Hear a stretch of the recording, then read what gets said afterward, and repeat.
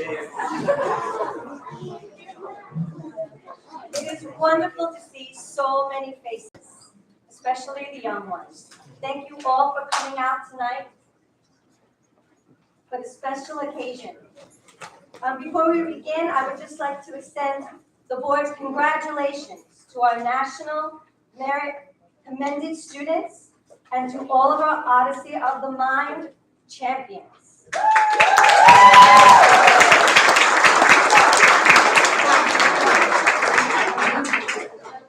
I also want to say thank you for our homecoming. It was a success. Again, we had our football team and our cheerleaders. They were also champions that night.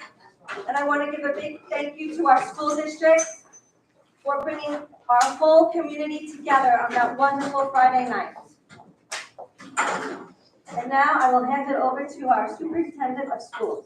Thank you, Mrs. Conway. So I'm sorry we got our wires crossed and there weren't quite enough chairs, and some of these chairs might not be okay for some of the people in the back. But we will do our Odyssey of the Mind honors first thing tonight, so that I know you guys probably have homework and or other things that you might rather do. You don't do homework free.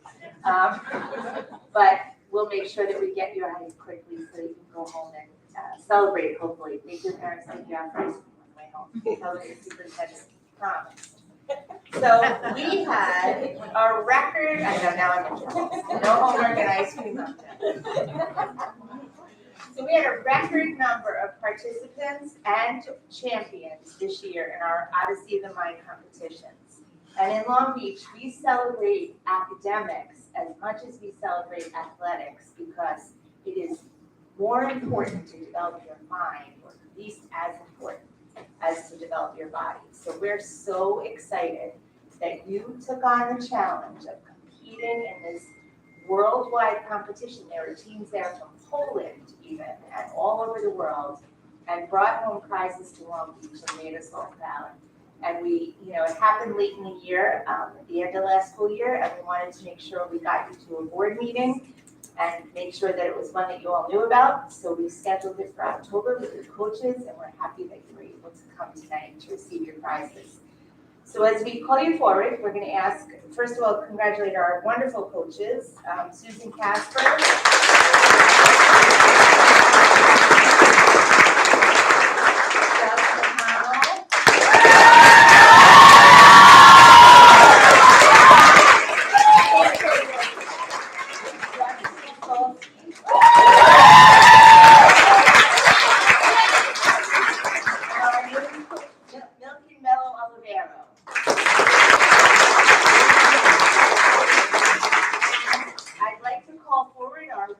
champions, and if you come forward, your coaches, I think Mr. Solsky and Mr. McConnell have all the certificates. They'd be happy to give you your paperwork. I don't do paperwork.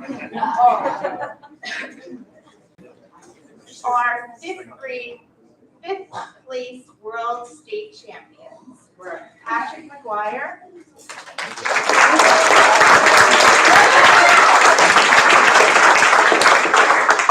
Arlo Fox,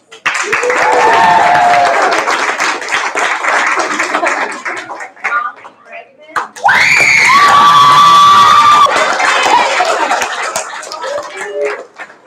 Cassidy Stefano,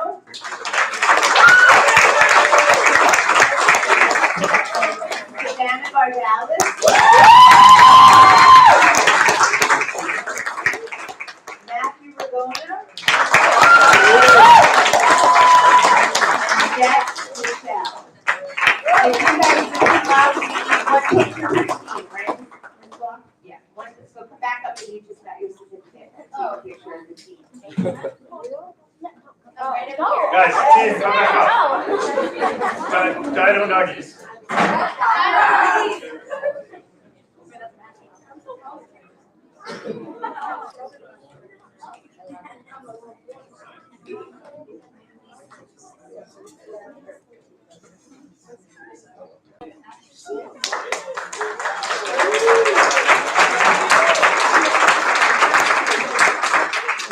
Okay, our third place world state champions, Jackson Spitz,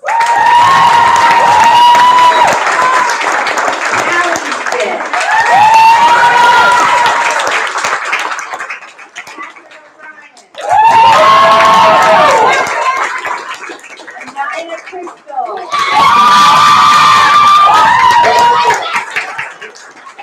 We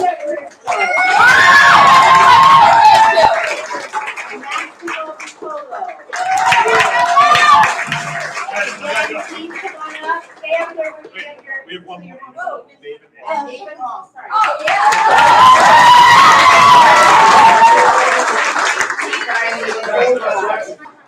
Quick.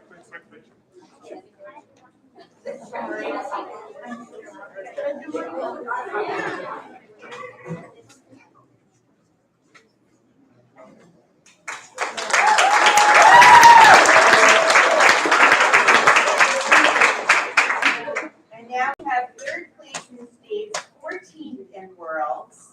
Victor Zali.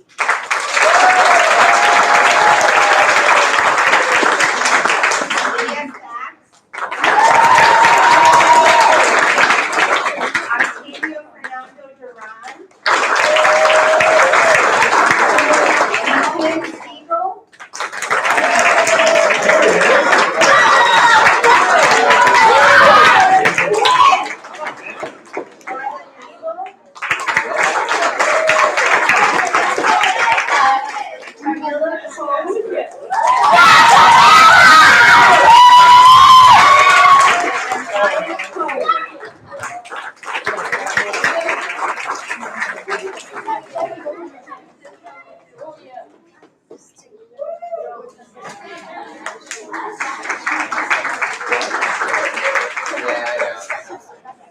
From our middle school team, 6th to New York State, Matthew Diamond.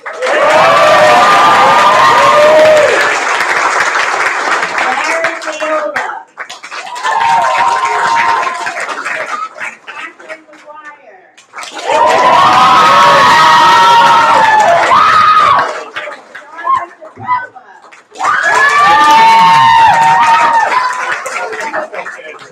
Tabitha Greeny. Aaron Cloud. And Lucinda Nash.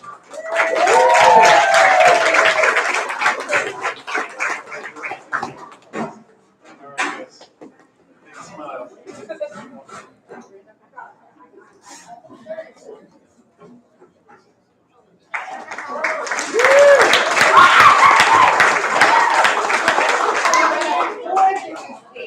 Winter Collinson. Roland Baker. Dana Tozer.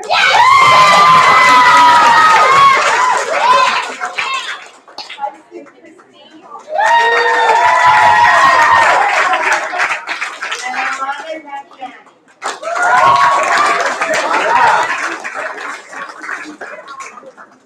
Guys,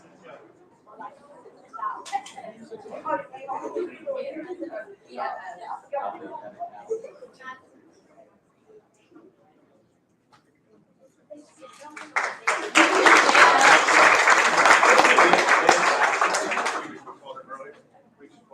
Leah Sachs.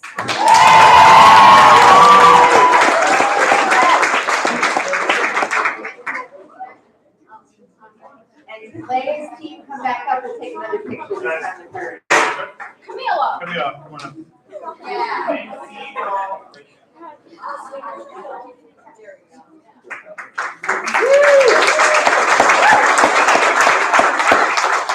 And finally, our state champion, 7th in the world, middle school team, Aaliyah Trichter.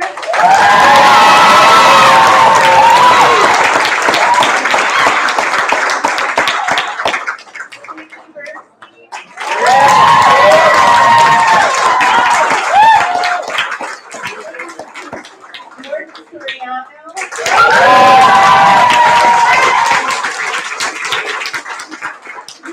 Nancy Shara. Avery Shaw.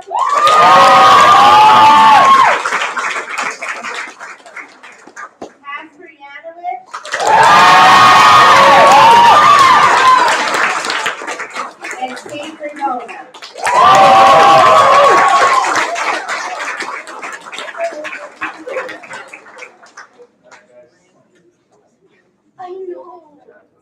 Smile. Yes, Kathy.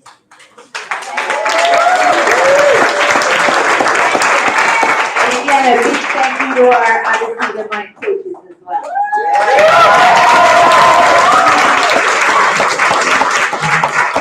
So the parents and students, we have about an hour and a half board meeting right now. You are welcome to stay. If you would prefer to go out for ice cream, you are welcome to do that as well. So James, if you would like to go out.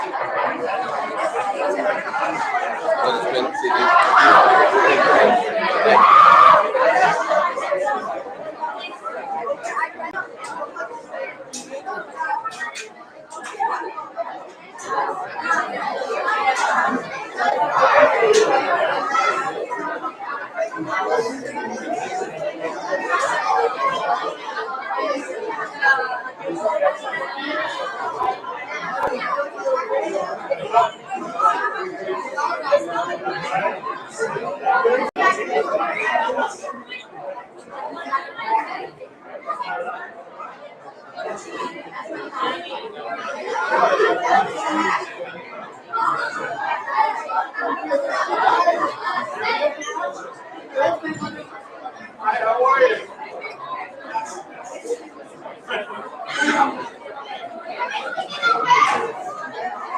Of course.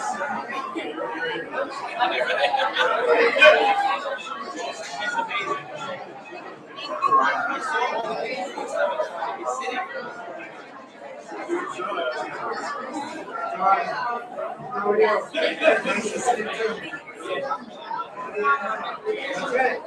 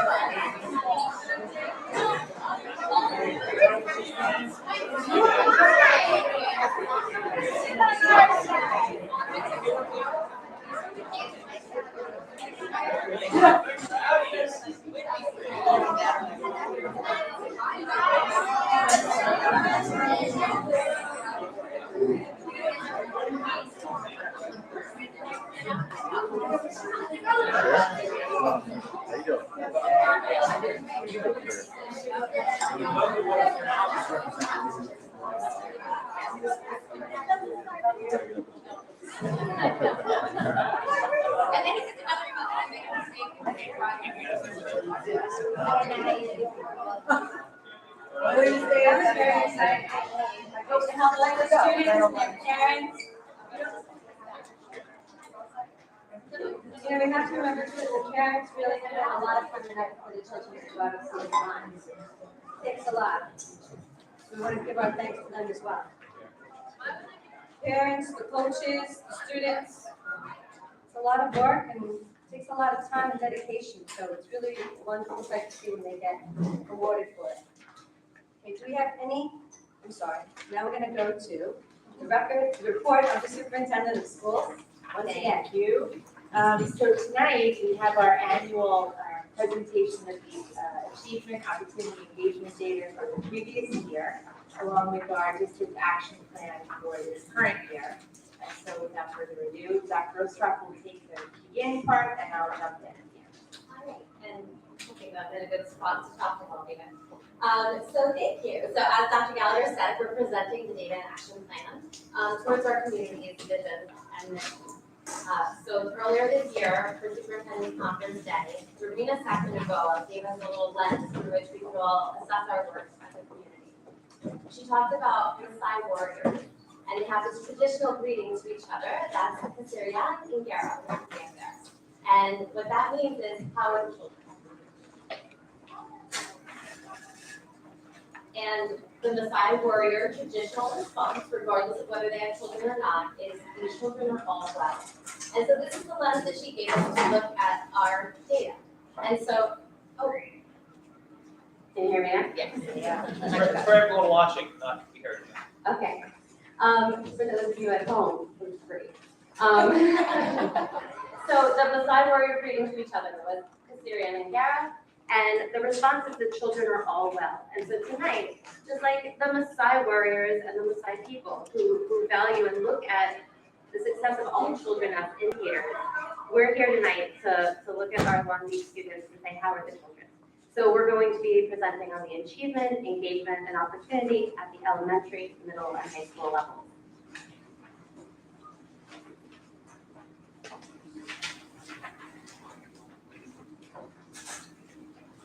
So this table shows the percent of students meeting the NWA targets and their nationally normed targets, growth targets throughout the year. And it shows the comparison year to year. And as you can see in both reading and math, students made similar, a little above, a little below gains in both reading and math, grade to grade, with some outliers. So you can see some of the outliers to the second grade.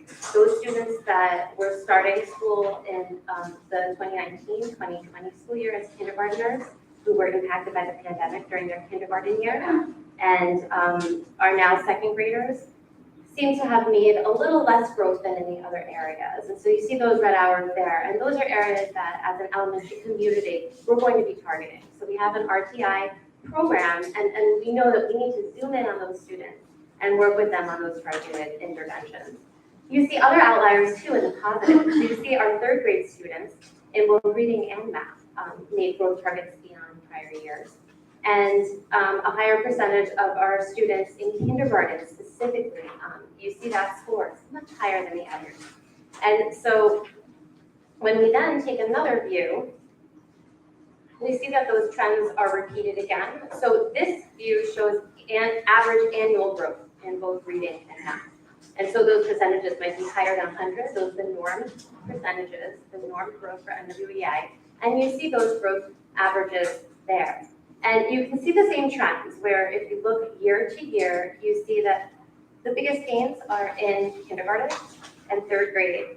And you also see that in fourth and fifth grade in math specifically, there's a huge average annual growth, really preparing students for those middle level years.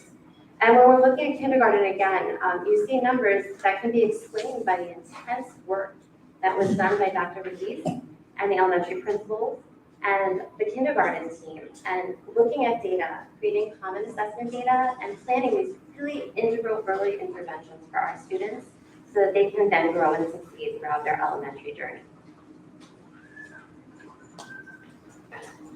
When we look at our classrooms in our elementary schools, we see student voice and choice. We see places with student-centered instructional practices in which there's flexible groupings and differentiated station-based work for all of our students. This year, we're excited to share a huge number of initiatives and opportunities that we're making available to our students. We're shifting to student-centered iReady math curricula. As you know, we implemented a WINGS program that then also enhanced and extended our school day. There's an alignment between Spirit and even the new portrait of a graduate that was just written because of the summer work that was conducted. There's digital literacy and computer science standards that are now also being integrated into STEM curricula. And hopefully, Student Mind Champions will return again to this forum next year. So many exciting initiatives and opportunities for all of our elementary students.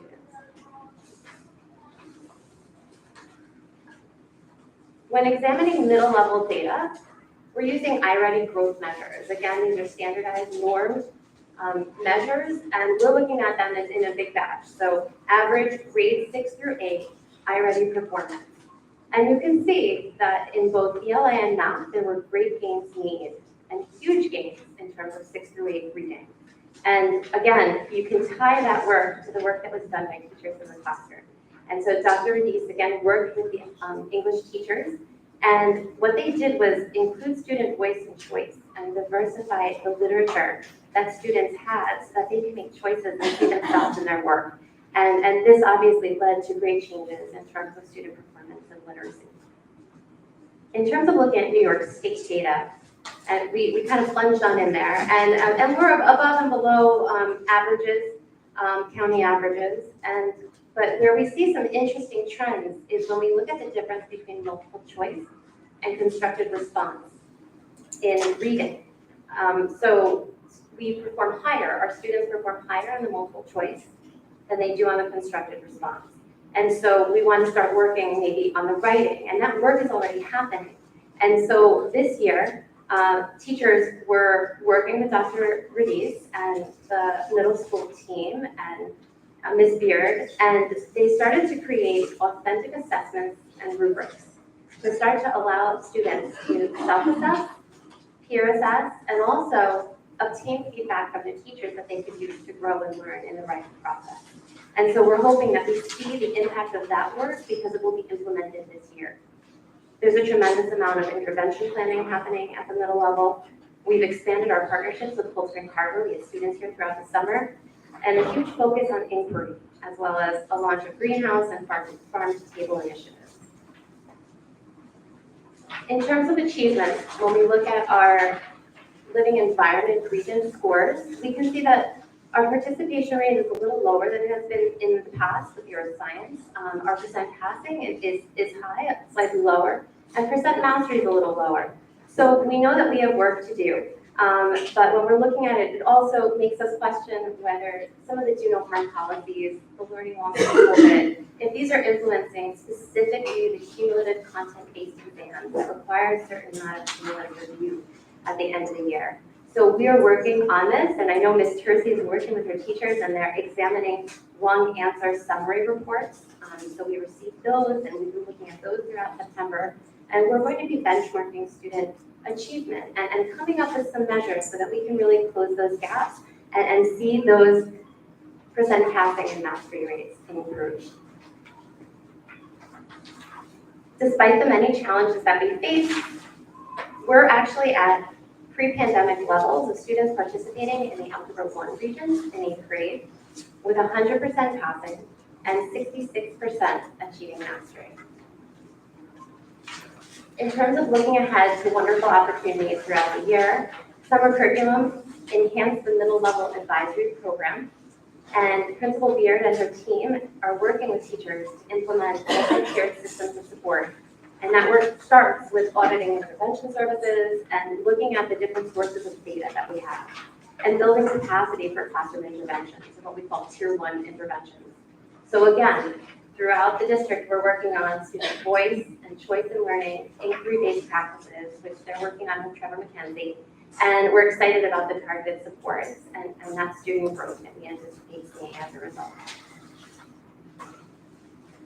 In terms of the high school, as you can see on this graph, we have a steady increase in Regents and advanced Regents diploma rates. And this long-term trend is a huge success that shows all of the work, K through 12, that our students and teachers and leaders are doing throughout the district. Notably, we were 9th overall in county graduation rate. We were second only to Jarvis schools with a higher percentage of students who are English language learners in our district. And we were 10th in terms of graduation statistics for students with disabilities. So this was a huge team effort. Mr. Myers and his high school leadership team, Ms. Fallon, Dr. Stadler, Dr. Casio, all of the leaders working with the teachers, working with the students to achieve this. And it should be definitely celebrated, and we should be very proud of this statement. Here you see our region's pass rates over the years, including 2022, both with and without the safety net. As you can see, with the safety net, our pass rates are very, very high, higher than prior years. Without it, we see that our science and math fall a little bit below pre-pandemic levels. Again, we're considering learning loss, but we're also considering different tests. It's very hard to compare test to test. They actually have different ways in which they're scored, ways in which they're curved. And so the next slide shows you in terms of comparison to regional or Nassau County rates. And this shows where we are in terms of county averages as well. So it's worth noting that in Algebra 2 and Geometry, we had a higher number of students take the exams since 2018. So we had a huge participation rate, and we're a little bit above the below average in those areas in terms of Nassau County averages. And so we acknowledge that we have some opportunities for growth in earth science and chemistry, but in many of the other areas, we see some shining stars. So you can see physics. It was an interesting year for physics. We had a higher enrollment than ever in physics, but the Regents exam was at a challenging time in the year, back and from. And so we didn't have the participation that we might have had in the past. So the students who took it did very well. But again, in general, slightly above, slightly below, and we look at that mastery rate, and we're thinking as educators, what are we doing throughout this year? How are we going to push that out? How are we going to take that performance and improve that level of mastery among our students? Similarly, we're looking at our advanced placement results as well.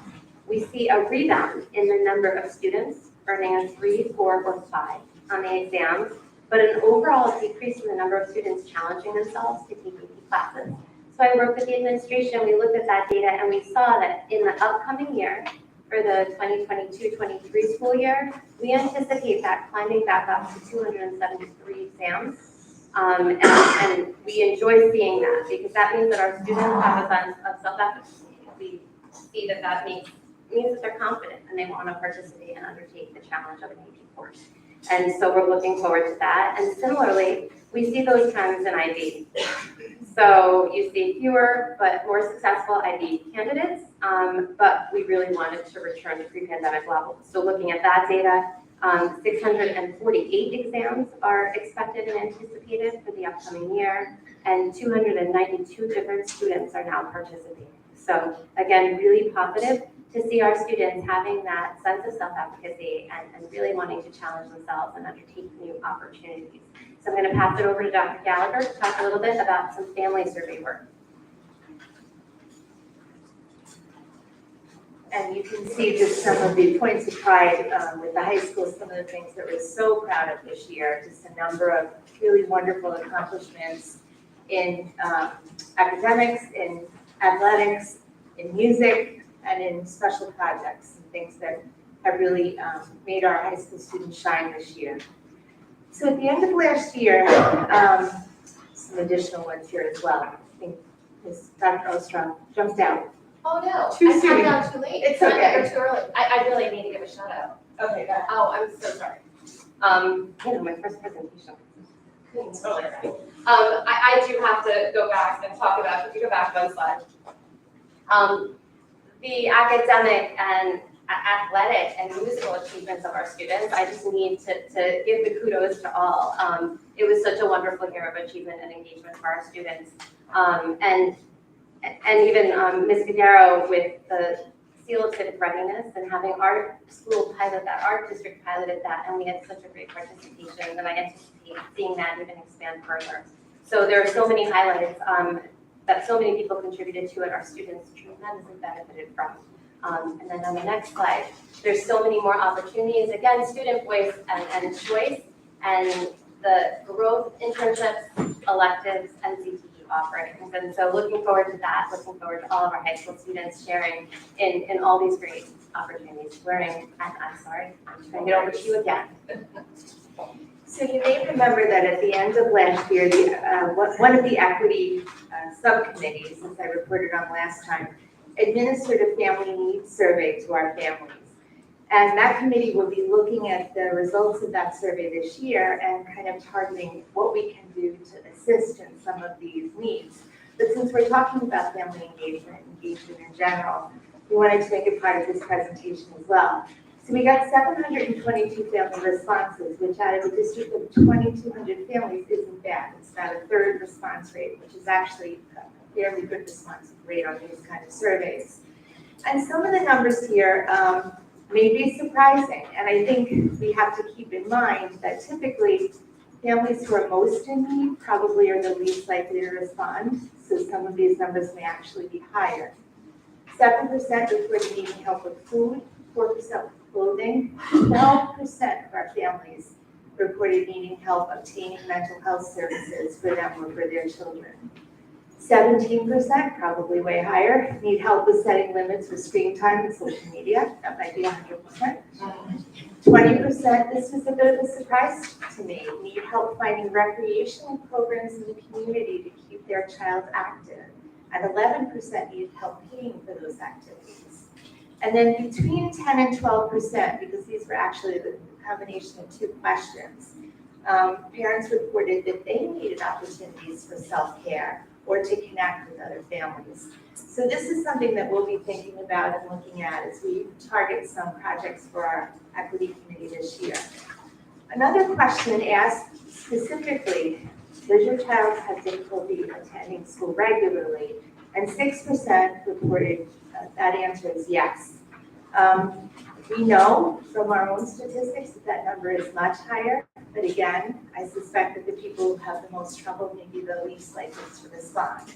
But the key reasons for the people who did address that issue were mental health issues, chronic medical issues, family responsibilities. There are students in our community who need to work to support their family, falling behind with assignments and keeping up with schoolwork, and that I can say that when I interview seniors at the end of every year, that comes up as an issue. We have kids who stay home to catch up on work. And finally, lack of sleep and excessive social media use, which relates to some of the data in the prior slide. So these are all things that we'll be looking at this year with our committees, both our Mental Health and Wellness Committee and our Equity Committee, to try to target some assistance. Finally, we have our district action plan. So once we finish at each year, our administrative team gets together and looks at what we worked on in the previous year, some of the data that we just presented to you, and we set some action targets for this coming year. The first big action target is another plan, a 5-year plan. This is the first year that our district is engaged in a 5-year planning process. You have gotten emails from me asking you to participate in the beginning thought exchange questions. We'll be sending a few more emails. We'll be having a few in-person meetings. And we hope that by December, the Strategic Planning Steering Committee will present some recommendations to the board, who will then adopt a 5-year strategic plan for our district. We asked about the strengths of the district, the things that you think we should look to build or add. We'll be asking about facilities. We'll be asking about what supports you think we need as parents. And we'll be asking about how we can address the attendance issue that affects not only our district, but most districts in our state right now. That will be coming soon. And then finally, in this area, we have applied as an administrative team for membership in a tri-state consortium, a group of districts across New York, New Jersey, and Connecticut, who really do self-studies on identified issues that we would like help from other educators to remedy and grow in our own districts. So we anticipate that over the next 5 years, that group will help us by sharing their best practices and what's going on in their own districts. The second one is to elevate expectations for all students' achievement. We need to evaluate the quantity and quality of the work that our students are asked to produce. More is not always better. And we need to look at what kind of work we're asking our students to do and to engage in. We are going to continue our work on the profile of a graduate. Last year, we identified in the curriculum committee the best practices for each of those elements in each subject area and grade level. This year's work will be more on the school level to implement some of those best practices. We'll be looking to set up some common benchmark assessments, especially at the secondary level, because the standardized testing programs that we have at the elementary level don't seem to be as accurate at the secondary level. And finally, we'll be looking to look at our support systems. What's the just right amount of support for students? So you may think, well, there's never too much support, but actually there can be. I mean, if you've ever had a child who didn't want to learn to tie their shoes, you could tie their shoes forever, or you could at some point teach them to tie their own shoes so that they're independent. You carry that analogy over to schoolwork. At what point do we give our students that independence and self-determination that they need? We'll be looking again to increase our student and community engagement district-wide. There are some areas there, I won't read all of them to you, that we'll be working on this year in order to do that. The most important is that we want each student in our district to feel connected to at least one adult in their building. We will be looking to increase opportunity by decreasing barriers to success. We need to look at our mental health supports, look at our instructional practices from an equity lens, to continue to grow our environmental education and STEM programs, which are great opportunities for all of our students. And I think to create additional opportunities for food pantry and clothing and laundry access, which we have heard identified as a need and a barrier to attendance sometimes. And finally, super quick, because Dr. Ryan is probably saying, all right, they're on 25 minutes now, update to our strategic planning process, which we have begun, and each board meeting through January will have a brief update. We've just really begun the process. The steering committee met and set process goals. We started a virtual thought exchange. I already told you what the first 2 questions were. We will be continuing with the thought exchange process. We'll have in-person meeting options for parents. We've already started outreach to our alumni, and it's all over our community pages, and will also be in our fall newsletter. We are this week and next week administering the thought exchange questions to our middle and high school students so we can get student input. I met with the planning team at the middle school last week, and we'll be meeting with the student planning team at the high school next week. And we'll start to identify some common themes. Some of those themes we'll share with the board at the November meeting. Questions and comments? Yes. Can I ask you just a question about the family needs survey? Are we going to take care Oh, of? sorry. I'm sorry. Oh, I'm so sorry, I didn't realize that. Board of Education comments? Dr. Ryan? It's nice to have an audience here. We usually record 2 or 3 people, so it really is almost like a real meeting, so it's great to see our attendance. It makes talking to people easier rather than just espousing what's here. First, I want to thank Dr. Ostrov for your presentation.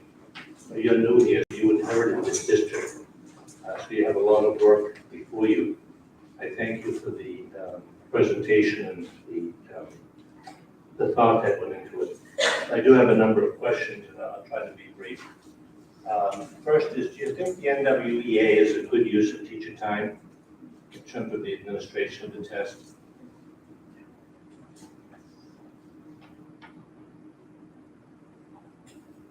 I think we have to evaluate all of our benchmark assessments, and we need benchmark assessments. Mm-hmm. Which benchmark assessments we use, this is normed, it's nationally valued, and I think that it is worthwhile to look at which assessments we're using and make sure that we constantly are checking in with our benchmark data so that we can be more creative and innovative and student-centered in between. So I indirectly, I think that this is a question that all educators are asking themselves, which is how are we benchmarking students? What is the best measure? And there's no perfect measure, but the NWEA does do a good job of measuring at the elementary level. We have other benchmark assessments too that we use. So for example, I mentioned kindergarten, and we're having different assessments at that level, meaning different reading assessments, different types of writing assessments. Well, it used to be that the teacher's assessment used to be a pretty good benchmark assessment. And my only concern is just the amount of time, not using the time appropriately, particularly post-COVID. Because we all recognize that children lost something, some more than others. So to be mindful in terms of just that, and that's just my own, I guess, bias, because I always ask that question. I'm also curious about the integration of phonics into the reading program. You know, in terms of that, I'm happy to see that. I'd like to think that it was always there, but hopefully it's getting, the attention and the emphasis it needs. Because the research is pretty clear as to how effective phonics is for reading instruction for little children. And just in terms of the ELAs and going to the state assessment, when do you think those scores or that benchmark will be up and running? What do you mean? Which benchmark? ELAs, state English language arts and that, It is up and running. right? And so in the spring, do we have those results? So we get the results a little later. So Right. we usually get the results, and it's, unfortunately, we have the results now. So some of the data, if you go back to, sorry. So we did analyze the results of, Reading and math, yes. yeah. One of my questions concerning that is nothing on writing. Will there be? Well, the constructive response is a good indicator, and that's our purview to say, how are we doing and what work do we have to do? Right. And so in terms of students initiating writing and providing those constructive response items, we do have work to do, and I think the teachers already jumped in and engaged in that work. So for example, and I was talking fast, so I'm gonna just slow down a little. The middle level ELA teachers actually created their own authentic benchmarks, meaning they have writing assignments, authentic writing assignments for students with an audience, and then they have benchmarks with which to self-assess and peer assess. So they created rubrics. They created writing rubrics, and they're engaging in that act of creating a little more detail to the writing process. Are So kids that's- writing more in terms of through the grades? I, Because it's a concern of mine that the Scantron hasn't been the best thing for education. Most of it's been multiple choice testing.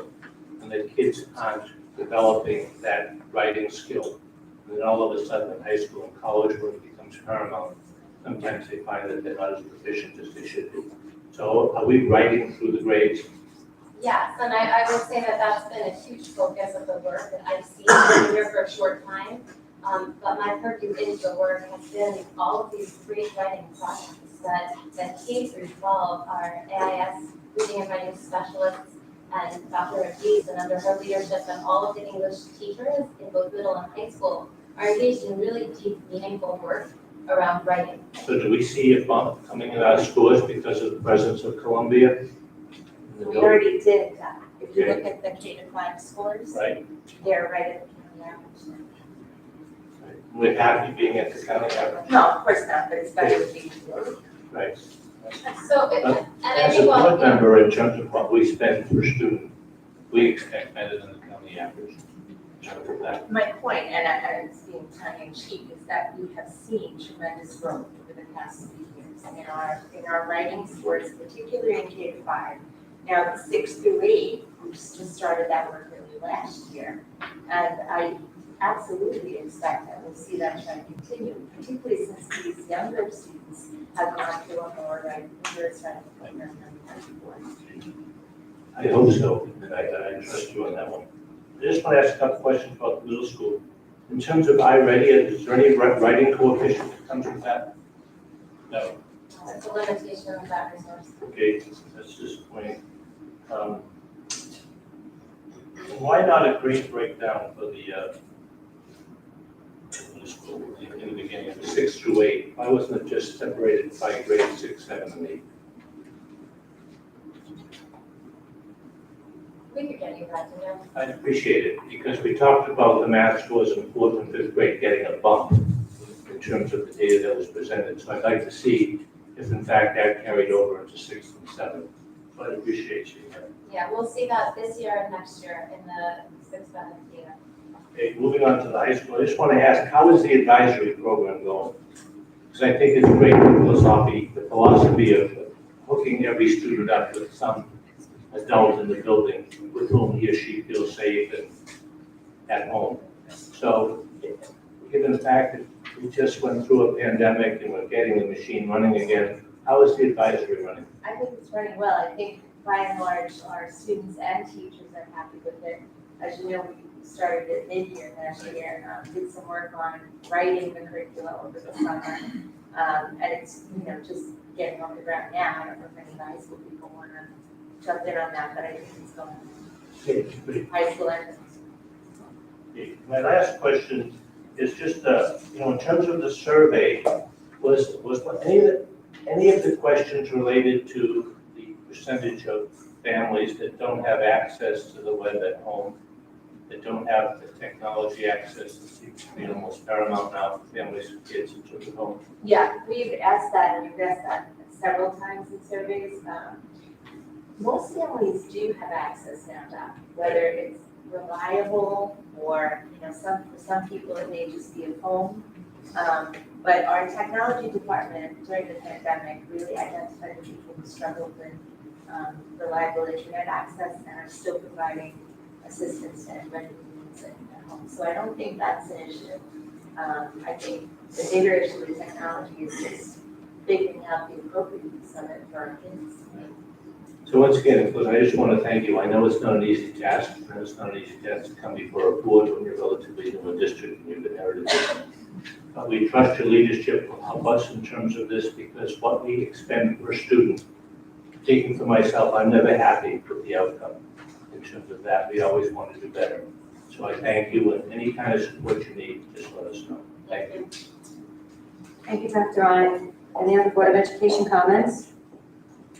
I just wanted to make a quick comment regarding the engagement survey overall. I'm pleased as a board member to see the focus on that. I think that in order to have students engaged and to have the test scores that Dr. was asking all these questions about, we have to meet all their needs. And I find a lot of the information that came out of the survey pretty shocking, especially considering if you think about the fact it's only a third, so if you times that by 3, you know, it's a lot, and we need to kind of look at it as a whole picture. So I'm looking forward to hearing, you know, what we're going to do as a district to meet these needs and to get kids at school, because if they're safe and they're happy and they're well fed, then they can learn, and then I think everything falls into place. So I'm really excited to just see the focus as whole students and a whole community, and we're all in it together. So this is really important data for me. Thank you, Ms. Pace. I just have a couple of comments. Thank you so much for your first presentation in the district. You got it over with. Big breath. Kept it short, made everybody happy. And you also presented us with a lot of facts. And some of the facts were great. Some of them weren't so great. I was very happy to hear about your comments on the NWEA. I'm glad to see that you're going to look at it and reevaluate it to see how well it does represent our children. And I do agree with Dr. Ryan's comments about teacher assessment of students and how the daily observations and assessment of students really help our students more than a day test, which is just a picture in time. I was also going to ask a little bit more about the intervention of phonics program. I know that it's new, so I wanted to see if you had any comments on how that's working in the elementary grades. So we're using the best of, I think, in terms of we have 2 different phonics pilots, and we're using the science of reading as well, and kind of taking aspects of each. And so I think it's yet to be determined in terms of this year. There are some new initiatives rolling out. We're using Teachers College Phonics program in some of our classrooms. And so we'd like to see have the resources there, and again, have the teachers come together and share resources and share their feedback on those programs together. And if I could just jump in, I think the evidence of how well the phonics programs are working, because there is no perfect reading program. If there was, as a district in the world would use it, is that 70% of our kindergarten students met their growth targets in reading this year. That's the highest by far that we've ever had in our history. And you know that, I know you know this as an elementary teacher, that the key ingredients to phonics are really in those early years where they're decoding and beginning to look at word construction. So I think the proof is in the data there that we're doing well with it, and we intend to grow that into some of the first and second grade classes this year as well. Okay, that's wonderful. And also, just one more question. I'm glad to see that we are focusing on the writing, and that you notice that there's a discrepancy between how well our students perform on multiple choice questions versus the constructed response. So we'd just like to know, what type of plans do we have for the middle school? I know that we're saying that they're going to do writing more, but when you say writing, do you mean writing on a tablet, or do you mean actual writing on a pad? You know, because there's a difference in between how well students can write on a computer and can handwrite. It's my understanding that they're doing both, and I think that they'll continue to do both. Our tests are moving, the New York State tests are moving online, and they are demanding computer-based testing, and so we have gotten word from the state that we should be all have an Xterra account now, and we're going to be doing computer-based testing. And that's really the movement. The science tests are only going to be computer-based, so there are new science exams coming out in 8th grade, and they will be solely computer-based. And so we do have to have our students capable of typing. I have seen in my own experience in other districts that there isn't ease of editing that students appreciate, especially as they get later in the elementary years, that happens on a computer or a tablet that they do not have when they're handwriting. And so there are pros and cons, but I do think that it's important that our students are practicing those skills. And it's my understanding in my very short time here that they are doing that in our classrooms. Thank you. I want to just mention the quick thought exchange, the survey. As a parent, also in the district, I think it was beautifully rolled out. I'm sure like many other parents, sometimes things get lost in emails. So please keep looking for the thought exchange questions. I know the next one's coming out on Thursday. This Thursday? Yes, this Thursday, but I just sent a reminder last night too, so hopefully people didn't do it the first time around. And I'm gonna do one question at a time from now on, Mrs. Conway. I noticed there were more responses to the first question than the second. I hope that means just because people see so many more strengths in our district and areas for growth, but I think probably some of it is that people didn't realize they had to click twice. So we'll do one question at a time for the last three. And again, we'll, before we wrap this all up, I'll send it out again. We'll have a few in-person meetings for the people who are not comfortable doing online stuff. We'll make sure anyone who wants to be heard has an opportunity. I think that's fabulous. It shows true transparency between our school and it shows true partnership with our community. So I thank you for that. And I also want to thank you to everybody who's working on these committees. It takes a lot of time and a lot of focus besides working all day. So I really want to thank everyone for all of their hard work with it. And I believe we have one more question. Once again, thanks for the presentation. I just had a question on how our special ed students were impacted or involved, or I didn't really see them referenced in here at all. You guys, maybe it's part of the presentation or how it affected the board or benchmarks. I could find some subgroup reports as well. I didn't include them in this particular presentation, but I could get some subgroup data. Appreciate that. Thank you. Wait, is it included in this, but just not? It is. It is.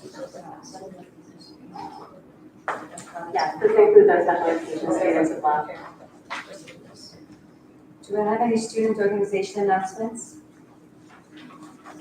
Okay, then questions and comments from the public on tonight's agenda only. Thank you, sorry about that. Which includes the presentation. Thank you.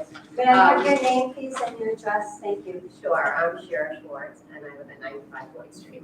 Thank you. You're very welcome.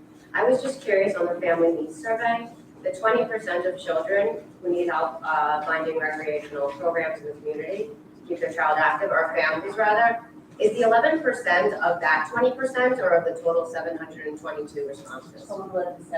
Okay, thank you. Thank you. Any other questions or comments on tonight's agenda or presentation? Thank you. Hi, Leah Luther, 360 B Street. For, when you talk about like 6th to 8th grade, for the testing, my question is when the 6th graders go in and like all their grades are weighted because all the kids can get like extra credit, so their scores sometimes for some children are over 100, but the kids when their scores, they can't get higher than 100. So is that what you mean by like the safety net that's in 6th grade? Or is this just how scores are weighted in general? So the safety net was referring to high school regents exams.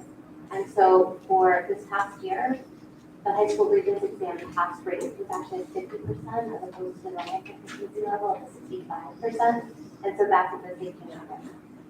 So it's, we have students in 8th through 12th grade that are taking those regents exams. And that was present this year because people recognize the challenge of COVID. So it's a temporary pause in terms of proficiency that's required for graduation. Okay, I wanted to just understand that. And then also, like, do we want our students to feel like, the students that are doing really well and maybe a little bit ahead of it, let's say, and I'll stick with middle school because that's where my kid is. Is that something that we want as a district for them to feel like, well, I work so hard, this is what I'm getting, and I'm doing some things that are pass or fail, that it's not there? I mean, is this something that you feel is like appropriate, it's okay? I just want to know like how everyone feels about that. I don't know if it's like helpful for some children or not helpful for some some children. You mean having pass fails as opposed to grading? Well, so having pass fail where if a pass is 60, and you have some kids that are 95 or more. Or then kids who are getting over 100 because they have graded averages during the school year, but that's not what it is when they get their final grades. So I guess my ideal as a leader would be to have intrinsic motivation and have students really aspire for excellence regardless of grade or pass fail or the achievement rating, ranking, or score. So I guess like that's my answer in terms of what we're striving for. If we want kids to be engaged and motivated and intrinsically motivated to answer these big questions. So I'm not sure if that answers, I think having high standards and expectations for students and also having ways where we recognize that there can be students with gaps and our goal is to close those gaps. And so I think that that's our charge, that's our good work, that's the work where we're rolling up our sleeves and identifying where students are at with the high bar where we want them to be. And then it's our job to create those scaffolds, create those interventions, and create those steps to get them there. But are you losing the students who are doing better? Are you like taking the wind out of their sails when they're capped and they see that everyone around them is? I don't know that Like I feel like understanding. I'm sorry. I don't know that I'm understanding your question with the cap. So, okay, so if there's a test, okay, and I'm gonna say 6th grade, right? There will be teachers who will say, okay, then you can have all of this extra credit, right? So if somebody actually gets 100 and they get the extra credit, they're at 106, they're at 104, they're higher, right? And so children who may be getting like 92 or getting up to 96, so on and so forth. And then the kids, so their final average, right, their final grade, even if they have a weighted average, and I say weighted because of all of these extra credit scores that they get, right? So if they're at 110, right, their final grade is 100. So the children who may be getting like 90s or so on and so forth are getting extra credit and they're at 95, their grade is 95. So do you feel that the students who are at that level where they're not, I don't know that there's enough for them, to be honest, you're pulling it away from them, right? And so they say, well, why am I trying so hard when everybody else can get all of this extra stuff and it's not making a difference? So that's my, like, I hope you understand. I think I understood that you're worried about students' effective effort in classes where there might be extra credit. And I feel like it's a great conversation for the teacher. That's a great thing to ask, like your child's teacher, to have that. It's a great discussion for a parent to have with the teacher, because I think that it gets to the heart of like what's motivating your child to learn, what's making them work hard, what's motivating them to dig in and do that heavy lifting, regardless of what level they're at. So I think it's a great question for all of us, and to go back and have that conversation with your child's teacher, because if you feel like there's something that might not be motivating or helpful, I think it's a good thing to suggest. Well, I don't know that it's a teacher thing, because I feel like it's across the board. So I don't know, like, I don't know if everybody's following what I'm saying, but I'm just trying to get to like, how are you viewing that? Like, that's okay? Like, across the board, that kids, that you're taking that part away from, like, you know what I mean? I'm not sure if Right, but I still think it's something that if you speak with the teacher about, I think you'll get a clearer picture and understanding of what's happening in the classroom. Even having a meeting with the principal and discussing that with her, because then you can really discuss the details, the concern that you have or what you see, so they can work with you and see what really needs to happen in the classroom or in school. I just want to be clear about one thing. I think what you're referring to is students' achievement for their grades, for their report card, right? How they're doing overall. Well, this information is more based on specific tests and almost like how so it's a little bit separate, right? Am I understanding you correctly? Yeah, sort of. Okay, okay. I just want to make sure, because this is separate from a student's grade where I see what you're saying. If you have 110 average, you're only getting 100 on your report card, but if you had a 90 and you got all the extra credit, now you have a 95, you get a 95 on your report card because you can't get So over you're 100. gonna read it differently, I like what understand. Ryan said, it's like you want the students to do better, and like, but this is, and it's not one team, it's all. Yes. It's across the board. No, I understand, and it's like almost like a district-wide yes, policy or unofficial policy, but I just want to be clear so you understand that this data is separate from all of that. So that none of that is being factored into what's being presented here. So it's a great conversation to have, but I just want to make sure you understand that those grades aren't applicable to this grade. Okay, that makes sense? And just, having been up here for so long, I just would respond to your question by saying the school board historically does not get involved with teacher grading in terms of that. So as Dr. Ostro and Mrs. Pace and Mrs. Conway advised you, to me, it would be a very good topic for a PTA meeting in terms of that. It's something that should be addressed at the building level. And if there's no resolution there, then you might come to the superintendent and Dr. Ostro for a private meeting. But if you want my own personal opinion, I'm not one for extra credit to begin with. I'm with you, Don. You know, in terms of that, because you have a curriculum and sometimes the kids pull them, oh, wait, I can blow these 2 questions off and I can get the extra credit. So if we could just concentrate on the 20 items, maybe the 10 items and 2 essays, which I would much prefer, in terms of getting the writing in, and not have an extra credit. I think we'd be teaching kids what really works, because in college, there's no extra credit. Right. In terms of that, in life, there's very rarely extra credit. You know, so if you want to give a kid, a student a challenge problem, if he's got extra time in terms of he finishes the test early, and you want to talk with them and really give them a mental challenge in terms of a question maybe beyond their depth, see how they're reasoning and how they're thinking and how they're applying, I'm all for that. But as for extra credit, I don't think it does much good. It creates, as you indicated, a lot of confusion for kids and parents. So that's where I stand. I just want to make one final comment, and I don't know if this is applicable, so I'm going to kind of toss it over to Dr. Gallagher, but these are the kind of ideas or things that I think maybe for the 5-year strategic plan, right? So your thoughts, like, these are your perspectives, and I think they're great, so I would just say, pay attention to that and pay attention to the questions that come out when there are the questions that say, what do we want to work on? So these are things, historically, I see where you're coming, I have 3 children in the district, I see where you're coming from, and I think it's valuable. So be vocal about that, and I would say that to everyone in the room that's a parent, I know we have staff in here mixed, but this is really everyone's opportunity. I can only speak for myself, but I know uniformly as Board of Ed, we are going to look at this, and the administration is going to look at this, and it is going to be a 5-year strategic plan. That is what you guys want, not what we want. It's what the community wants. We're just here to help and support you. So certainly, these are great things to think about, and just take them in and send them through, and then your thoughts are heard in probably a better form. And I just want to add that all the parents who are here tonight, you do get extra credit for coming. All that academic stuff aside, being an audience for us, hearing the presentation, please leave us your name, and we all get extra credit.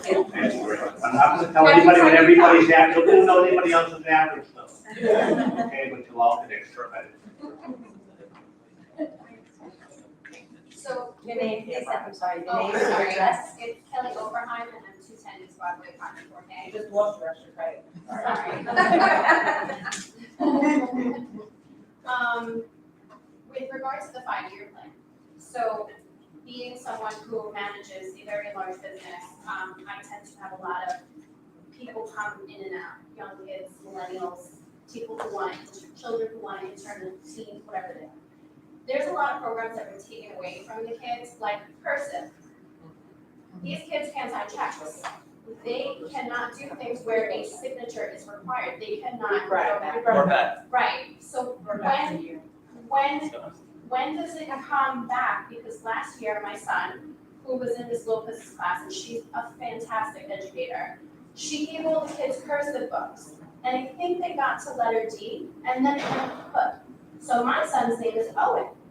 So the D is useless. So when does this come back in? It is supposed to be in 3rd grade, so again, that would be a building issue to talk to Dr. But this is the same thing like with 2nd grade swim. During COVID, 2nd grade swim was kind of abolished. And then there was a survey sent out where if you were one of the few people in the lottery who got the questionnaire, your child was allowed to join swim. So when parents started communicating, because that's what we do, and passing around the email, we were yelled at by a gentleman, which I don't remember his name, but I'll look at my email, that we were not supposed to be passing this email around because you only had a certain number of spots for the kids to swim. So let me just back up on that a little bit. What we did was send out an email to any parent of a student who missed second grade swim. Wasn't a lottery. My Now, son I didn't can't miss swim. swear to you, He didn't miss swim. He was on the first run of the email. He did not miss so swim. he shouldn't was have able- gotten the email. He did get the Okay, email. so I can't say to you that we don't make mistakes, but the intent was that anyone who missed second grade swim had that year, and we closed in March, so it shouldn't have been too many kids, had the opportunity to take it that following year. He did not miss swim. He chose swim in second grade when he was supposed to. So again, I'm not saying that I can't defend, I don't know what happened with your individual case, but that was the intent. It was not a lottery, it wasn't supposed to be secret. And the truth is, we did have a limited number of spots because we had to hire staff to accommodate a separate program. So if you have 200 children in the second grade classes, and you only have 150 spots, what happens to the 50 children who didn't make it, which is why I call it the lottery, because technically you didn't have 200 We spots had enough available. spots to cover any of the students who we thought missed second grade swim. So we created, you're shaking your head, but I'm telling you, that's how it was set up. Now, was it executed that way? I cannot swear to that, but that's the intent behind the program. That anyone who missed second grade swim in that year had the opportunity to make it up. So we created spots for all of those kids, not a lottery. Okay, but let's take that word missed out of the sentence. Missed was not an occurrence. The kids did not miss swim. You postponed it a couple of months, and then there was an email lottery. So these are semantics, like we're playing little word games here because there was an email. We did get yelled at. I have it all in writing from the man getting So yelled why at. don't you come see me So, privately? the question This is a is- very specific issue, and I mean, Right. I know some of our elementary principals are here. We try to identify we rotate second grade swim. They go for, I think it's 8 weeks. So there were groups, if they were scheduled from March 20th or March 13th, I should know that date by heart, through the end of the year, they didn't get any second grade swim that year. Those were the kids we were targeting and trying to make that up. Now, again, you're all shaking your heads, so I don't know. Because But you. Well, Okay, I'll see yeah, what why don't you, Yeah, why don't, this sounds like a very important It relates conversation. to, will it be extended in the 5-year plan? Like, if we know we don't have, if we have 200 kids in the program, and we can only accommodate 150 because of staff, school time, or whatever, in the 5-year plan, shouldn't we now maybe make 2 groups, or 3 groups, or maybe extend the service during 2nd grade and 3rd grade? Right. We understand your point, and that's an excellent point to bring up for the strategic planning committee. So please reach out to Dr. Gallagher, so you can extend your point, and she can make sure that it's. So you're saying to me that there are still some students who did not get second grade swimming? Yes. So there are And we- children in the community who have not attended 2nd grade swim. And they're in, Now, great, and they're in it's what gonna be grade? Fifth grade swim it is. Okay, so thank you for bringing that to our attention. We have been talking about swimming quite a bit. I was gonna say, this is giving us some ideas right now, because I've been advocating for more swim, so thank you, ladies. But in all seriousness, these kind of one-off things are usually probably not a board issue, more a Dr. Gallagher issue. However, I think again, it just highlights, you guys are all here tonight, but Dr. Ryan said, usually we're talking to an empty room. This is why people come to Board of Ed meetings, because sometimes things get missed, things get, and when you bring them up now in public and in front of everybody, these are things that we can focus on. So again, with that 5-year plan, if all of you are saying, maybe 2nd grade swim isn't enough, maybe we need 2nd grade, 4th grade, middle school, I don't know, put that in writing and we'll figure it out from here. Plus, if we're gonna talk about equity in terms of programs, and all kids should have equal access to the programs. So I don't think anybody up here would disagree with that, especially the superintendent. So if in fact there was an error in terms of administration, we'll certainly do our best to correct it. As Ms. Lee says, now that's on our radar. So when I see the superintendent on Friday, say, what's up with the second grade swimming? What's up with the 50 kids that didn't get to swimming? And I'm sure Mr. Pinto, Mrs. Rona is covering the space with the other as well in terms of just asking that. So I applaud you for coming in, and I think that's reasons why we do have public meetings. Because you might not be pleased, and rather than festering, you come here and then you put it on our radar. So I'm grateful. We're all grateful. I have Yes, one, we are, thank I you. have one more question quickly. And I just want to let everybody know that the 3-minute gap on anybody who speaks, and rather than having cross conversation, if the person who's asking the question to make the comment could put them all up front at once, so they could be answered, so they could be respectful of the 3-minute time, which is on the cover sheet of your board agenda, and would make for a more productive meeting. So thank you. With regards to physical education, not what's being taught, but the amount of time that the children spend doing physical education, what are the requirements? Like, what are the standards? Because this I don't know, which will lead me to a second question. Yeah, I don't, off the top of my head, want to give you the amount of minutes per week, because it varies per grade level. Is it per week? It is per week, and it varies per grade level, so So different grades have different third amounts. grader, right now, the children's schedules are, they get a gym class once every 6 days. But they also have phys ed every single day at recess. At what time? What is recess? And then there's lunch playtime? Are they two different things? No, we do phys ed at lunch playtime. Excellent. So there has been a thing that has come up recently where the children are coming home and they're not fully eating their lunch. And I had to do a little investigating and start querying moms in town because I was concerned when I heard one day that my son came home and told me that some children are throwing up outside in the yard. So I said, did they eat something? Didn't know what was going on. My son came home and he doesn't eat his lunch. So I said to him, why aren't you eating your lunch? He said, well, I'm being rushed out to play. So I said, well, that's funny, why? And he's like, I don't know, they're not letting us eat. So I started asking the soccer moms, I started asking people here, people there, and I started getting a consensus that the kids are not eating their lunch. Then I come to find out that there's a gym requirement that they have to have X amount of minutes. So when I started calculating the math, they're doing gym once every 6 days, but they're being rushed out to play so that they could meet the physical education criteria. Their stomachs aren't settling, and they're throwing up all over the yards. So that's something for the 5-year action plan, but I want to know why. Why are children outside being sick, being rushed out to eat? So, And with regard to the surveys that you're taking, if we're showing that children are not at home, needs are not being met, and during COVID, blanket emails are going out how we need food drives, and there are kids who are not eating lunch, and lunch and breakfast in school are probably the most important meals for some children. Some of us don't have that, some of us do. So why are they now being rushed out the door and not finishing their food so that we can meet a lunchtime, a gym time criteria? so it was never the intention that they be rushed through lunch. We have more than the appropriate number of minutes with that spent. I have advocated for more phys ed periods during the week, and we actually added it in K-2 over the past 5 years. The program change to doing phys ed at lunch was put in place over 10 years ago, and it was put in place for a variety of reasons. One, because they felt that it would reduce the number of bullying and lunchtime discipline incidents.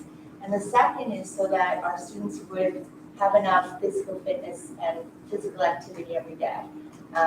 Varying grade levels, little kids tend to run around a lot. Once they get to third, fourth grade, it became like congregating and yeah. So with every good intent, I think that those programs were put in place. Now, they should certainly have enough time to eat lunch. So tomorrow I will call every one of our principals and ensure that they have an adequate amount of time. I had those conversations too, and I did not like the responses that I got. Oh, well, thank you so much for bringing it down to Why our don't you follow attention. up with this person? Yes, Okay, thank you. thank you so much. Any other comments? Yes, I wanted to mention about the swim. I know, I need your name and your address. We're supposed to come up to the microphone. Yes. I live on Carmichael, Louisiana Street. So, Dr. Gallagher, I've actually personally spoken to you on several occasions about the swim. So we keep nodding because, I could name the 16 kids at West School that missed out on swim. And after the first year, it was a big deal of, we're gonna have to go and pay for swim now because our kids, it's School shut down March 16th. Their swim started Wednesday, March 18th. So we never had any opportunity. And you had promised me after probably the second and third conversation, we would definitely have it. So to hear that there was any sort of a thing that went out, hugely disappointing. So you're saying West School never got that? So we have, many of us, been paying for classes for our kids through the record per student, which has been phenomenal, but we are paying for all of this. So huge disappointment. I appreciate this woman for coming in and saying something, but as a 5-year plan, we live at the beach. Like, it's great we have a surf team and we're getting a road team, right? I totally agree with you. I was It's in our not plan. aware It's in our plan. that West School did not get that. Like, my girl is that.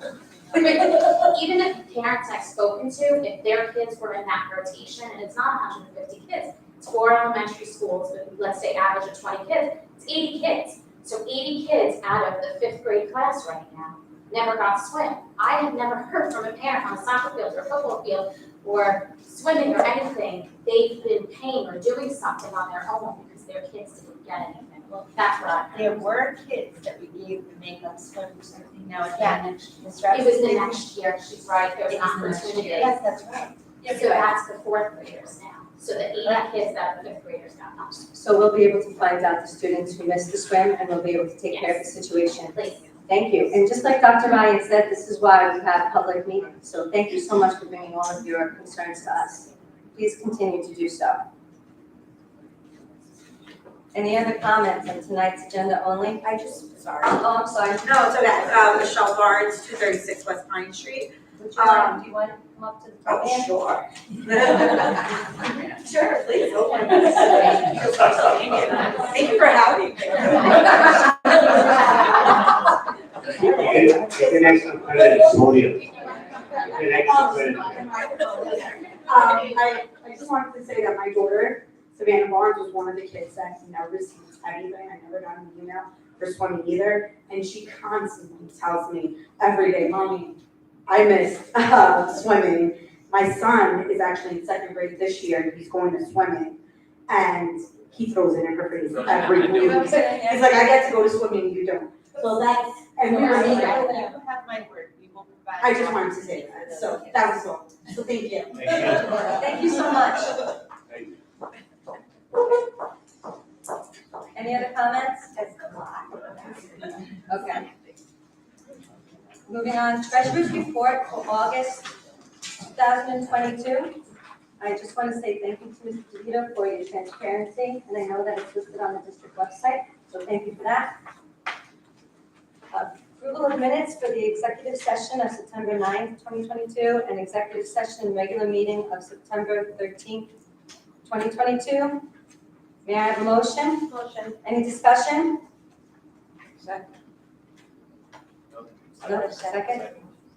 Any discussion? No? Dr. Ryan? I vote yes. Ms. Pace? Yes. Ms. Verona? Mr. Pinto? Yes. And I vote yes. Presentations of the superintendent. Thank you. Mrs. Conway, I ask the district clerk to read a walk-on resolution. Resolved, the Board of Education hereby authorizes the commencement of a due process complaint seeking an expedited impartial hearing with regard to student A referred to in executive session in the event the superintendent of schools determines that such proceeding is necessary for the purposes of seeking an interim alternative educational setting. May I have a motion? Motion. Second. Any discussion? Dr. Ryan? Vote yes. Ms. Pace? Yes. Ms. Verona? Yes. Mr. Pinto? Yes. And I vote yes. I'd ask the board to consider item 1, certificate of personnel. May I have a motion? Motion. For a second? Second. Any discussion? Dr. Ryan? I vote yes, and I just want to vote on 1Y as amended.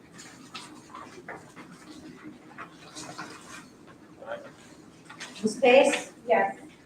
Ms. Verona? Yes. Mr. Pinto? Yes. That's amended. Yes. As amended, and I vote yes. I'd ask the board to consider item 2, non-certificated personnel. Motion. Second. Any discussion? Dr. Ryan? I vote yes. Ms. Pace? Yes. Ms. Verona? Yes. Mr. Pinto? Yes. And I vote yes. I'd ask the board to consider items 3 through 10 together. Motion made. Any discussion? I want to bring up the fact that a lot of these things that we're voting on came out of the last few years. We kind of made pivots in how we're delivering things, including like tents for graduation and bringing the Cold Spring Harbor Laboratory and Earth and Science. A lot of cool things are coming into the district, and I'm happy we're continuing them. We took a chance on them, and they're working out. So I just want to say, yes. Thank you, Mr. Pinto. Anyone else? I just wanted to ask about the tent. I know that there was positive feedback concerning having the tent right here for the elementary school's graduation, some of the assemblies that take place on the adult day graduation. Then I thought I heard conversation that some people wanted it back in the schools. So have we made a determination in terms of where the elementary moving up ceremonies are gonna be? We have, indeed, Dr. Ryan, we did speak to elementary administrators at the end of the year, and they felt that, you know, look, there's always some nostalgia for doing it in the school building, but in terms of comfort and it being special for the students and being able to accommodate more people and being a whole lot cooler, that they really did want to keep it. Any other discussion? Just also, I forgot to bring up how we're improving our baseball fields for a lot of the parents who were asking about that. There would be some improvements to the fields. Baseball fields at the high school really need to be fixed, so thank Yeah, it you was for fun. doing that. I like you. Thank you. Thank you. Dr. Ryan? Oh, yes. Ms. Pace? Yes. Ms. Verona? Yes. Mr. Pinto? Yes. And I vote yes. And I just would also point out for number 9 is the approval of the space program, which will be sending a 6th grade experiment in space to the International Space Station in the spring. So we're excited about that. We're so excited about that. Is there a timeline for that at all? We don't know the launch date yet, but once it gets closer, they'll notify us when the launch, and yeah, and they're having a big patch design contest, the whole district will be involved. That's wonderful, thank you. I'd ask the board, so number 11 requires no action. It's the first reading of a policy on homebound instruction. You may remember we revised that policy last spring. This is being revised again to bring it in alignment with some new legal requirements that were passed by the state this year. And I'd ask the board to consider items 12 to 14. Motion, Second. any discussion? Dr. Ryan? Oh, yes. Ms. Pace? Yes. Ms. Verona? Yes. Mr. Pinto? Yes. And I vote yes. Any additional new or old business from the Board of Education? I just have one item. I just want to let the board know and the community know that I visited the Nike and the transportation centers last week. And I had a tour with Mr. Kramer, who's the director of facilities. And I was very pleased. It's amazing what a coat of paint can do. I was actually pleased with how the Nike Center looked. And I just wanted to ask Mr. Vito, if I might, just a question concerning transportation. I see Tesla and so many going to electric, projecting electric cars and automobiles, and the numbers increasing as we move into the next decade or so. Where are we with sort of electric buses? And I know natural gas is working fine for us, but once again, you know, every year at budget time, I say, maybe we're gonna think about maybe getting one electric bus, maybe 2. So where are we with electric buses? So we're purchasing one electric bus in this year's budget, like we already allocated for that. We don't need a huge charging station with just the one bus, so we don't need to change our infrastructure. We want to see how it goes, we want to see how everybody does with the bus, the technology, and then if we're happy with it, we can expand. Okay, thank you. I'm glad to hear that. Thank you. Any other comments from the Board of Education? Questions and comments from the public? Is this just on the agenda? No, any topic at all. Any school-related topic. Well, I do. Do you want to stand at the podium? Thank you. I will stand. Name and address again, please. I'm loud enough. Name and address again, please. Leah Tozer, State Street. So, first I just want to say, I don't come to these quite often enough, and I'm on other boards and like we're all doing other things, but this is really important. So I just want to say thank you for all the work that everybody is doing. I know how hard it is, and I know when you speak to 3 people, it's awful, and it's always the same people, and I get it in every single thing that I'm doing. So I feel your pain, but I appreciate what you're doing because it's very important. And I wish more people could do it, but life and everything gets in the way, and that's just the way it is, right? So, first I just want to say that like the OM teachers and the LARC educators that we have are the most incredible people that we have in this district. And I just want to say from the bottom of my heart what they have done for our daughter, and this is what's so incredible, and why I brought up before about the weighted averages and all of these things is because I don't know that there's enough of those students, and I don't think there's enough of those opportunities for all students.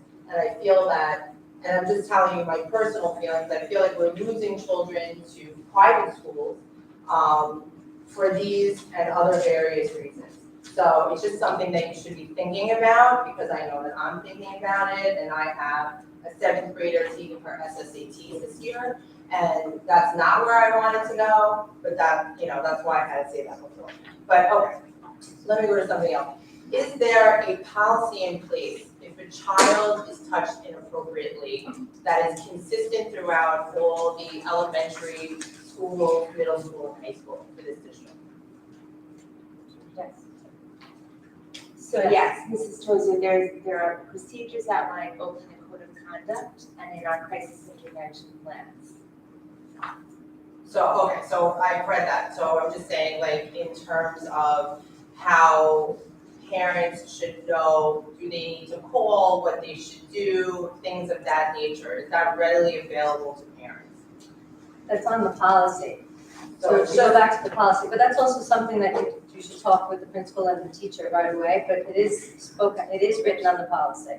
so I'm doing that now, and Dr. Gallagher and I have a call tomorrow. So I'm actively working through this. It's something that happened recently. So I just wanted to, see like, so you're saying that there is a specific policy. So do you say that the school psychologist or social worker should always be called in any type of instance where there's inappropriate touching that happens?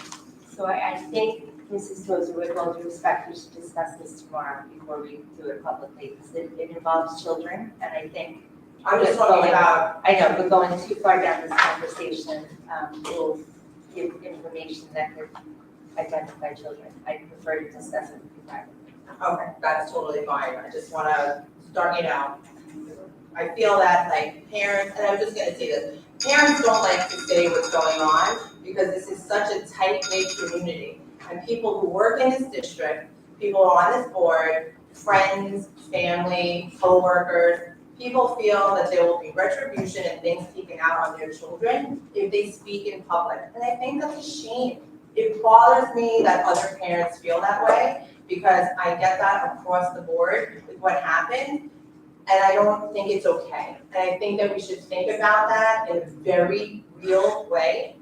Why parents don't speak up, why you don't hear other things, why you don't have a lot of people here. That is one huge reason, and I just think it's something that everybody should just be thinking about. But thank you very much. Thank you so much. Anyone else? I have a question. Please stand up at the podium, and you guys say your name. Kelly Overheim, Right, East Broadway. Your name, I'm sorry, your name and your address. Kelly Overheim, 210 East Broadway, apartment 4K.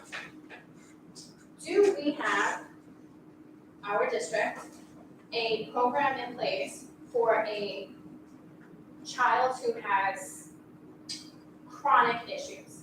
And I'm not talking about mental health issues, I'm talking about behavioral issues. What is that program?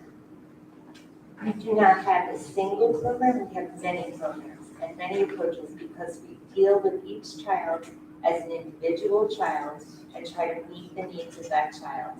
There are a million variables in terms of special needs, in terms of age, in terms of the exact behaviors that you're discussing.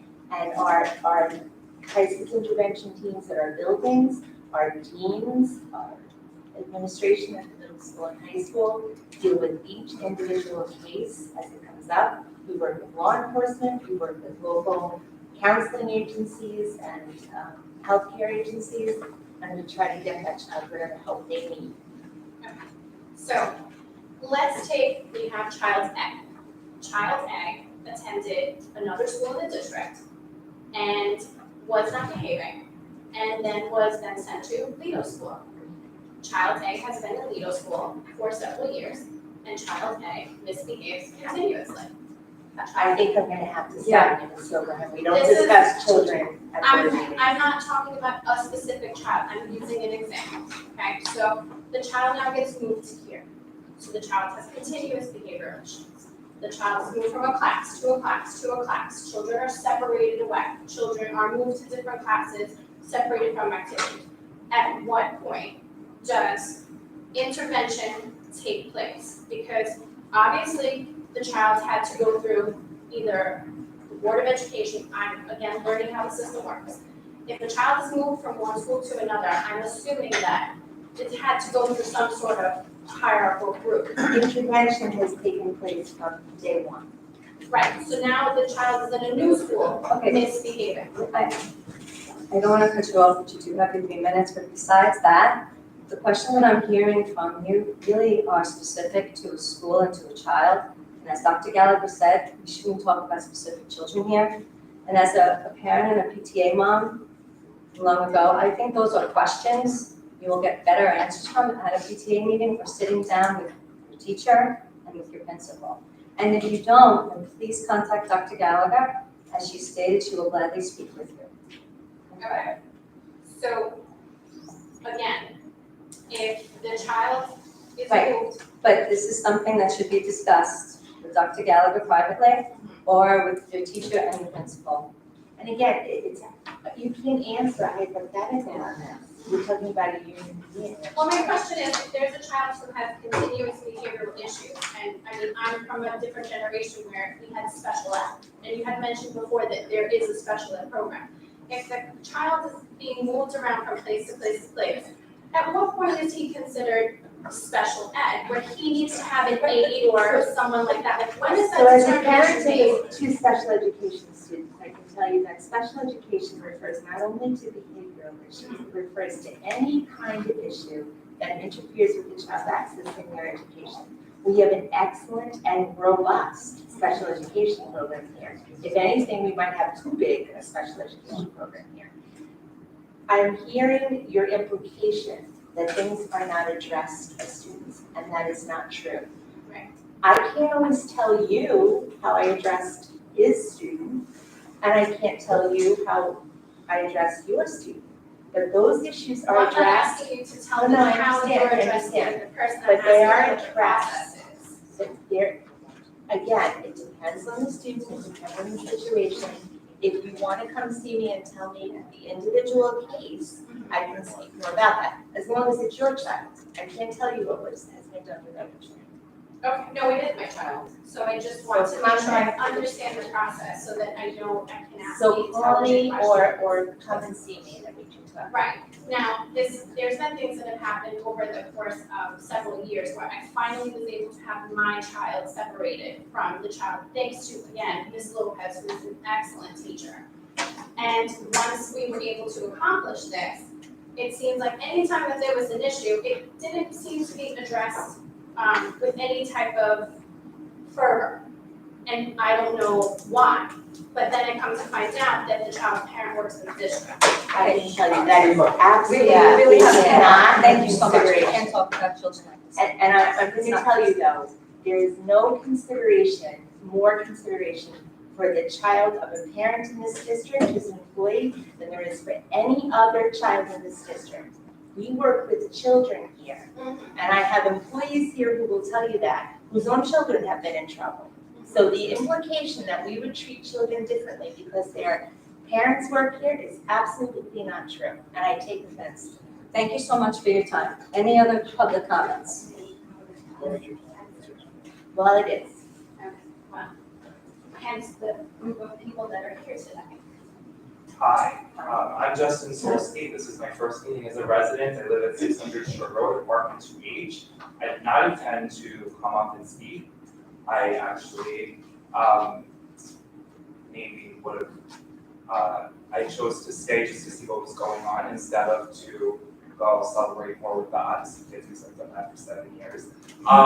So I just want to say as a teacher, of course, there are things that might not be perfect, but as a teacher that chose to move to this district, there's a mischaracterization going on, and it's not just the gifted kids in the LARC program, it's all the kids that I have the pleasure of teaching through the Spirit program and now through the Wings program. There's excellent teaching and learning happening, and I've been in all 4 elementary schools, and in terms of equity, I've been, I've assessed students at the Odyssey of the Mind, and I know how fair that process is when there are people that are, children of certain people. So I just want to say that as a new resident and as an employee, I am extremely happy to go to public schools. I'm sure that people have valid concerns, but overall, I just want to say that because I don't want people to think that there's something going on that's not. And I've been watching all your meetings since 2015 online. I live 2 blocks away. I'm happy to be here in person, and I truly am the hashtag comes in the LB. I just felt like I had to say that. Thank you so much. Any other comments?